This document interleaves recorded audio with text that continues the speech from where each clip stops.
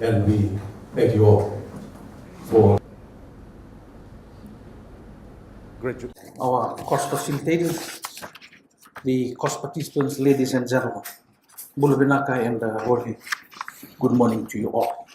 I'm deeply honored and delighted to be invited to this important workshop on Arms Trade Treaty here at the Southern Cross this morning. And I acknowledge the presence of our facilitators. So nice to have you back, Rachel, Deep, Alistair, and Mike. They will be presenting to us participants in the next 2 days, creating an awareness to all key stakeholders on the intricacies of the ATT. Colleagues, very briefly, the ATT is a multilateral treaty that regulates the international trade on conventional weapons, with the overall intention to contribute to international and regional peace, reducing human suffering and promoting cooperation, transparency, and responsible actions by and among states. The root of what is known as ATT can be traced back to the 1980s, when civil society's actors and Nobel Peace Prize laureate voiced their concern on the unregulated nature of the global arms trade and its impact on human security. From 1997 to 2012, a series of meetings and briefings were conducted in New York to negotiate for a legal binding instrument before it was finally adopted by the UN General Assembly as a resolution on 2nd of April 2013. That was during the 71st plenary meeting. The treaty was open for signatories by all states on the 3rd of June 2013 and entered into force on the 24th of September 2014. Colleagues, we are so privileged to have Rachel with us. I've been informed that she was part of the drafting team that put up this ATT. So we'll be looking forward to Rachel in sharing your knowledge in terms of the development of the first draft of the ATT. The conventional arms covered by the ATT includes the following categories: battle tanks, armored combat vehicles, large caliber artillery systems, combat aircrafts, attack helicopters, warships, missiles and missile launchers, and small arms and light weapons, to name a few. The transfer of these arms includes export, import, its transit, transshipment, and brokering. The ATT does not apply to the international movement of conventional arms by or on behalf of a state party for its use, provided that the conventional arms remain under the state property.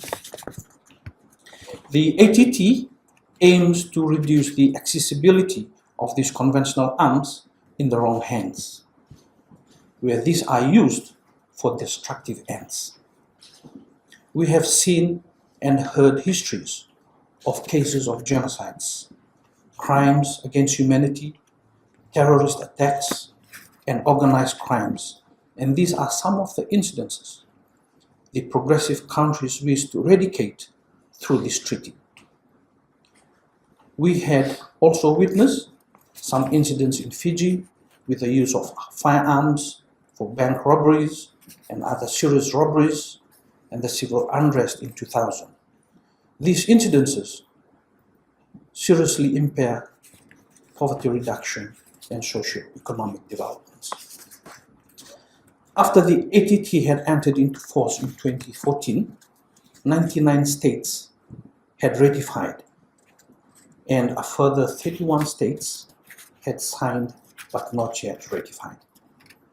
Fiji fully supports the ATT and is still undergoing consultations with internal and external partners before we finally accede to the treaty. This workshop and discussions hopes to gather more information on this subject and constructively apply critical analysis on Fiji's readiness, socio-political as well as institutionally, to accede to the treaty in the near future.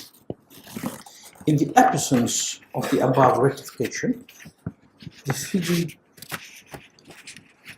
Island Arms and Ammunition Act of 2003 has provisions to address the objective and the purpose of the ATT. Some arms entering our shores have in some way come through illegally. The latest case in Bunda on the findings of ammunition this year shows how our law is seriously being implemented. To conclude, I wish you well for this today's workshop and endeavor to learn more from our capable facilitators and the presentation on the subject. As most of you are from our border and law enforcement agencies,